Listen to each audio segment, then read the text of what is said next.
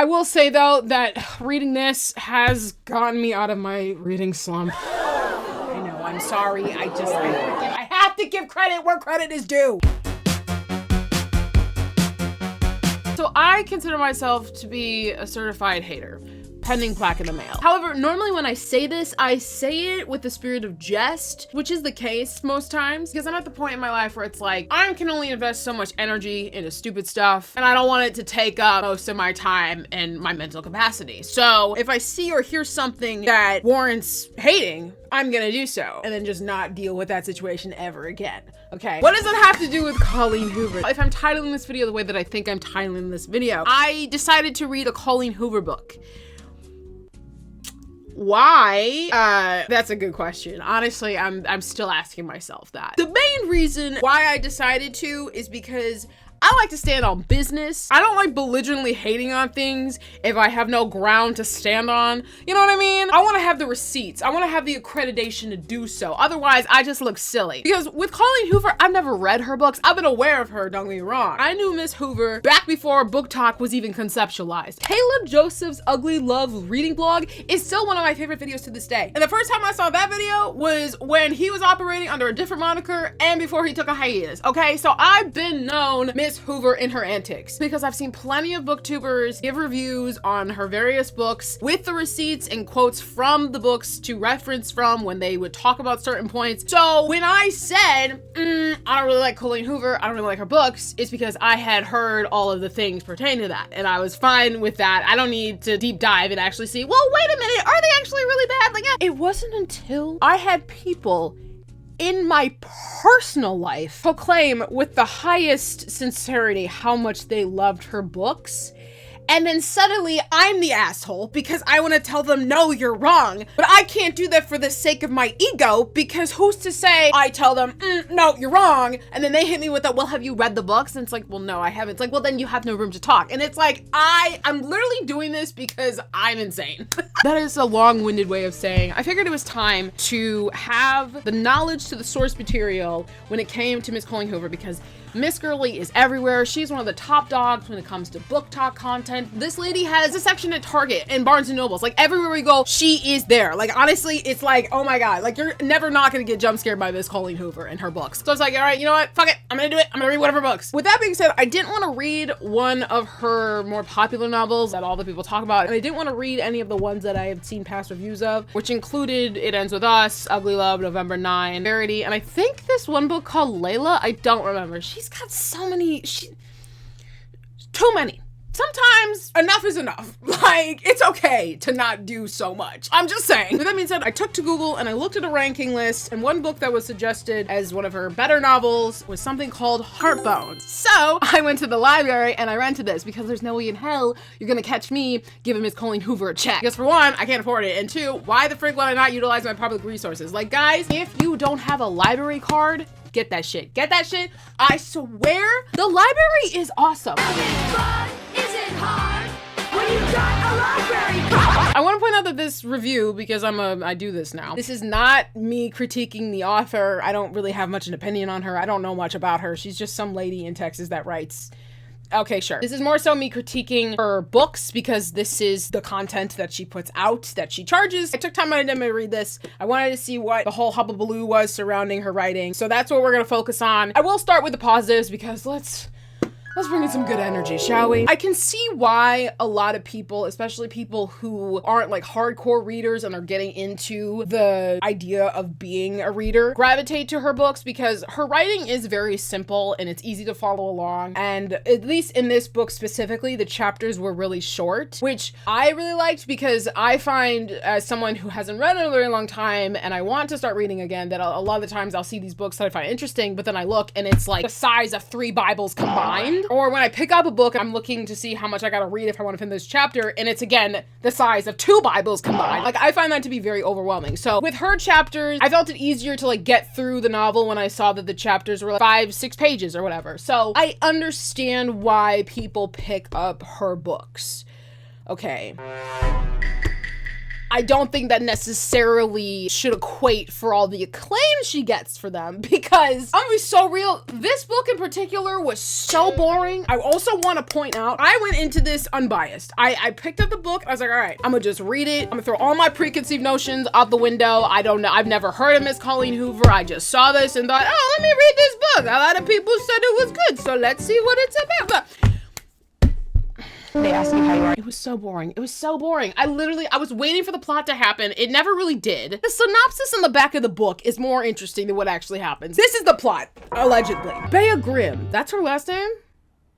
She has a last name? Obviously she has a last name, but I didn't know that was her last name. Bea Grimm has only ever known a life of poverty and neglect. After surviving by any means, she finally gets a hard-earned ticket out of Kentucky with a full ride to Penn State. 2 short months before she's finally free, an unexpected death leaves her homeless and forced to spend the remainder of her summer on a peninsula in Texas with her father that she barely knows. Begging the summer to go by quickly and hoping to remain as invisible as possible, Bea wants nothing to do with Samson, the wealthy, brooding guy who lives next door to her father, who couldn't possibly understand where Bea's coming from or what she's been through, but with an almost immediate connection too intense for them to deny, and futures leading them to opposite ends of the country. Bea and Samson decide to stay in the shallow end of a summer fling, neither of them realizing that a rip current is about to drag both of their hearts out to sea. That is not at all what happens in this book. First of all, this is so stupid, but the love interest's name is Samson, and anytime I read his name, I could only think about the one scene from Psych where Sean hears the name Samson and then he goes on this bit where he's like, Samson, it's a great name. Straight out of film noir, like an old detective who drinks hard but loves even harder. Or, go with me here, Samson, a tiny little orphan mouse who must find his way home to Wolverhampton. Or Samson, the legendary figure from the Bible. Nah, that doesn't work. All those guys have names like Ben-Hur or Prometheus. You have never read the Bible, have you, Sean? Psh, Genesis, Exorcist, Leviathan, Do the Right Thing. Oh my gosh. Stop talking! I gotta rewatch Psych. That show is so funny. That's all I can think about anytime his goddamn name showed up. You know what's even crazier? His name is not even Samson. I mean, his middle name is Samson. His name is Sean! Wait, Colleen Hoover, are you secretly a Psych fan? There's a common critique that I hear when it comes to Colleen Hoover's books, and it made an appearance in this novel. And it's the fact that her books poorly handle very serious topics and conversations. In this book, for instance, it has subject matter pertaining to drug abuse and sexual abuse. Trigger warning for those things. Sorry, I should have said that earlier. I don't know how to do this. Because the main character in this book, Bea, she grew up in poverty, and it's not until her mom dies that she kind of gets out of that environment, because she's got to go stay with someone because I guess her mom didn't pay the rent on the trailer that they live in. I don't remember. Honestly, it's been a minute since I read this book and all of it just kind of went out the window. I was rewatching Sherlock the other day and he's just like, I have to unload data in my brain if it's not necessary. I deleted all the information pertaining to this book in my hard drive. I'm so serious. Some of the stuff that Bea goes through and talks about and expresses, I found that I just didn't give a fuck about the main character. Half of the shit that Bea says and does doesn't make sense to me. Throughout this entire book, up until the end of it, Bea constantly is talking about how her dad wasn't a good dad. Like he never made an effort to go see her, and if he wanted to, he would, which is a valid point to make. However, whenever you see her dad interact with her, it seems like he's trying to, but he doesn't want to overstep. And then later on, he says that he didn't want to intrude on her life because he thought that she didn't want him in it. He's trying to respect her boundaries, which, okay, sure. I can kind of see where Bea's coming from, where she states that he should have, tried harder. But also, it's girl, the phone works both ways. Also, anytime information would come up about her mom and how she was a shitty person, Bea suddenly had no thoughts and opinions on that. Bea's dad picks her up so he can take her to where he lives now because he's married and has a stepdaughter. He tells Bea that Bea's mom had called him to ask money so Bea could go to college. And this is all new information for Bea. She did not know this. She's like, I have never seen this money. I have never heard of this. I don't know what you're talking about. Me personally, if I heard that my drug addict mama had got money for my college tuition but never told me and potentially squander that money on other shit, I frankly would be pissed. I feel like that would give me a different idea of oh, maybe my mom wasn't all that. But that never crosses Bea's mind. When she heard this info, she was like, oh, okay. I don't know if it's just me and the type of person I am, but I couldn't help but be why are you not huh? All the characters in this book are very flat. Bea's stepsister is literally just the best friend trope. As soon as Bea comes and enters in this new family's life, the stepsister is so happy to see her. She's like, oh my god, I've always wanted a sister. We're gonna be besties. Da, da, da, da. And I'm just like, whoa. sure, maybe some people are extroverted to the point where like, yay, but it's like a lot of the interactions that these two had was extremely unrealistic. Case in point, the minute that Bea meets the stepsister, I don't remember her name, I'm so sorry, but stepsister's first criteria with Bea is that she wants to set her up with the boy next door. Whatever happened to hello? Like, I literally, like, again, I can't help but put myself in this person's shoes. If my entire world just got flipped upside down and I am now being placed in this new family environment and the first thing somebody says to me is that they want to set me up on a date, I would leave. I'm sorry. It was giving entry-level Wattpad. I guess I should talk about the romance because I have other points I need to talk to, but I kind of need to express that in order to talk about those. Yeah, Bea and Samson are our main couple, and their whole thing is the fact that, like, when Bea meets him, she gets offended when he tries to give her money. She thinks it's a completely different thing based on trauma she had in her youth, which I guess I'll talk about. Trigger warning pertaining to essay. When Bea was a freshman in high school, I think, she goes on to explain that like everyone in town knew that she was poor, but nobody said anything about it and she didn't really care. But there was like one guy that was like the cool guy at school, and I think he was a senior, maybe? I don't know, either a junior or senior. He was older than her. He was an upperclassman. He gave her a ride home, and on that ride home, they were just talking, having a great time, and then he pays her for her to give him head, and this would be a constant thing that would sort of build into like more sexual acts, which when she said that, I was like, oh, girl, that's a crime. That's a crime that has criminal charges. And the problem was that when Bea talked about this, she was like, that was just the norm for me. And then we just completely gloss over that. I say this because when she meets Samson, he gives her money because he saw her eating bread that was on the ground and she was like really hungry when they're on the ferry. And so he gives her money. And so she thinks that he's giving her money because he wants her to do something sexual with him. So she hates him because of that. And then as the story progresses, we find out that Samson is in the friend group of the stepsister. Her name is Sarah. I looked it up because I was tired of saying stepsister. He's in the friend group with Sarah and her boyfriend. What's his name? Marco. Okay. The friend group that they have in the rich kid neighborhood is Sarah, Marco, and Samson. And so because Bea is hanging out with Sarah, by proxy, she's also spending time with Samson. And so at first she's like, oh, I can't stand this guy. But then like they have maybe 3 conversations. She's like, I can't get him out of my head. I don't know why. I'm just like, something about him. It's like, I can see that he's tortured because like broken people recognize broken people. And I'm just like, bro, what?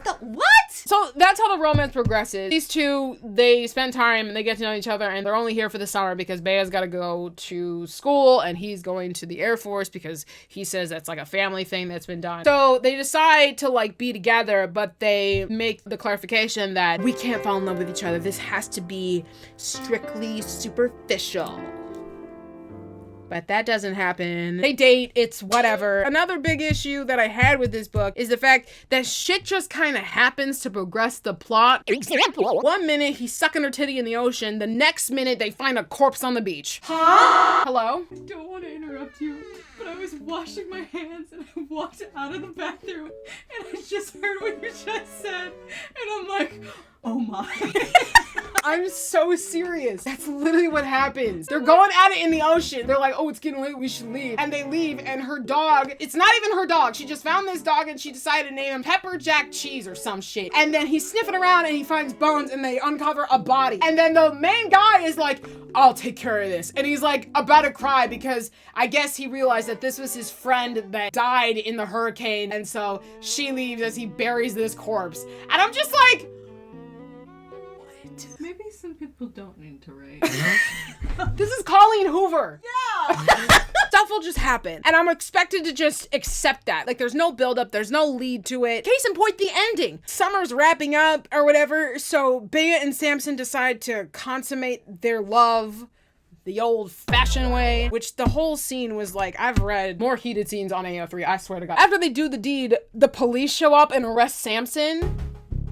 And it's like, oh my God, how did we get here? Turns out the whole time, Samson is not who he said he was, or I guess he never said, everyone just kind of assumed. The reason why they show up to arrest him is because he doesn't actually live in the house that he said he lives in. It belongs to other people that rent out that house. Like, Mans is literally a pathological liar, and I'm just supposed to accept that?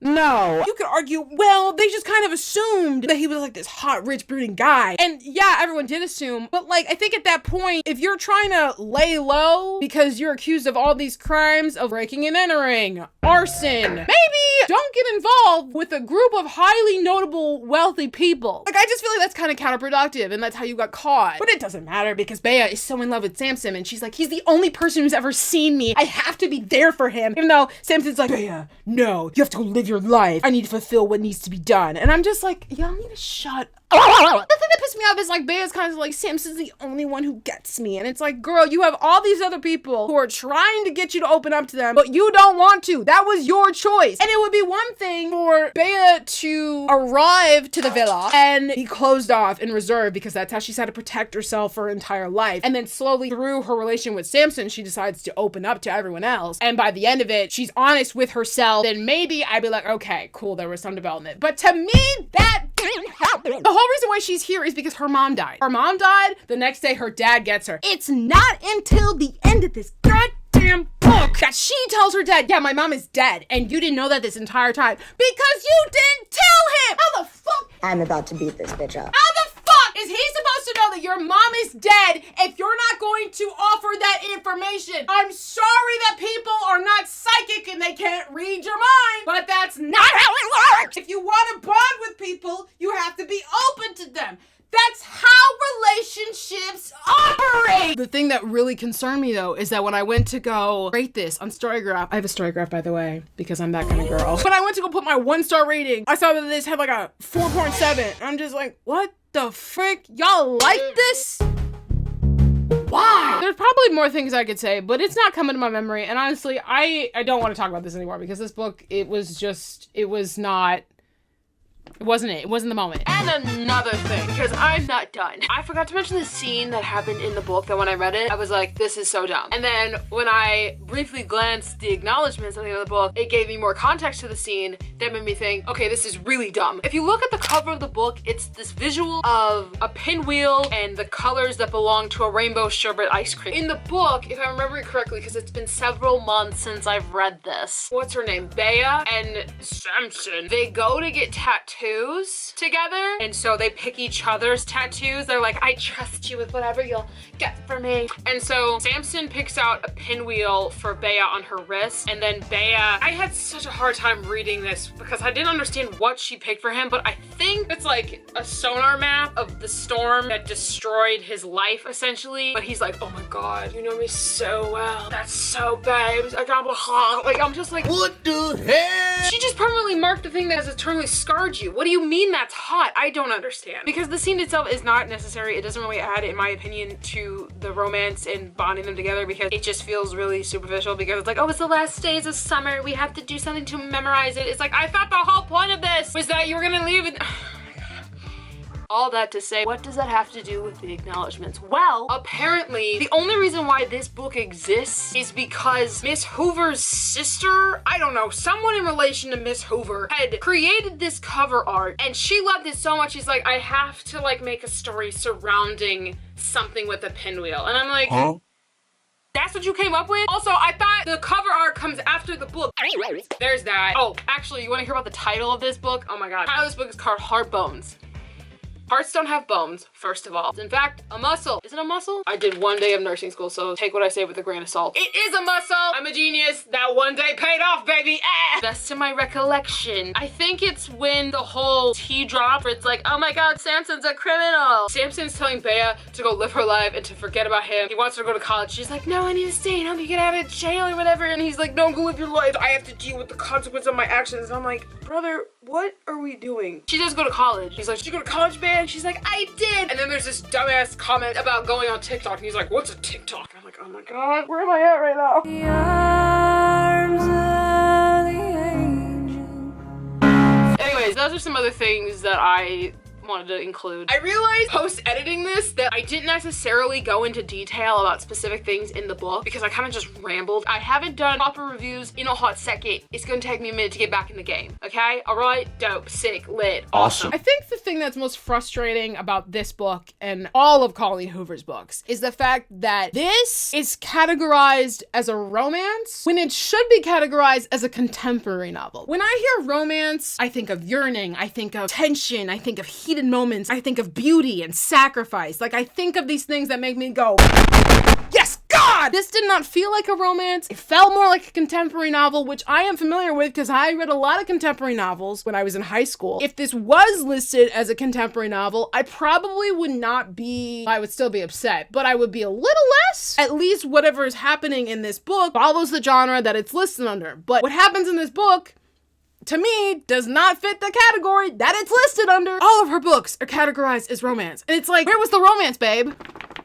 Where was it? I just don't get the hype around these books. I don't understand why people are always foaming at the mouth for them. Reading one of these novels is enough for me. I just don't understand how you could finish this and be like, I have to read another one. The minute I finished this, I was like, I'm never doing that again. That was a nightmare. Now I gotta go pick this up. You're not a puzzler. You never have been. You're a drama queen. I guess maybe my question is, it's like when people say that they enjoy reading these books, are they saying that because they actually like the books? Or are they saying that because they like taking in something that is light and simple and is an easy escape from the heavy and concerning things that we deal with real life? Like, is that what it is? Or is it the former? I think that's maybe my question that I have for the people that actually go out of their way to read every single one of these goddamn books. Because for me, one was enough. It wasn't even like bad enough where I was like, oh my God, this is so goofy and that. It was extremely unremarkable, honestly. I'm done talking about this. I just wanted to film something because I'm currently working on a really long video and I don't know how long that's gonna take to edit. So I just wanted to like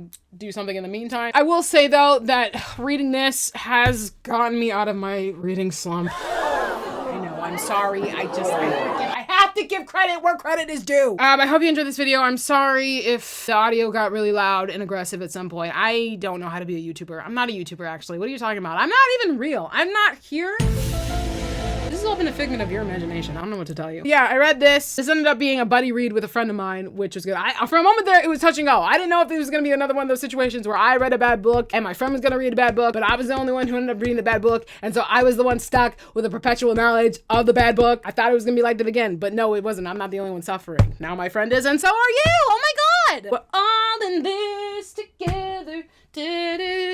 I don't know this song because I've never seen High School Musical. Like I said earlier, I have a story graph that I don't entirely know how to use, but feel free to follow me there. I also have a letterbox now because I'm one of those people. I have my other social medias listed down below. I'm on Instagram, Blue Sky. Sometimes I stream on Twitch. I do have a Twitter, but Elon Musk can cosplay a corpse. Wow, that was aggressive. I am clearly very upset right now. I'm sorry, Paul. It's really hard out here. All my Ephesians girlies know what's up. Until next time, my germ believers and adventure seekers. Bye!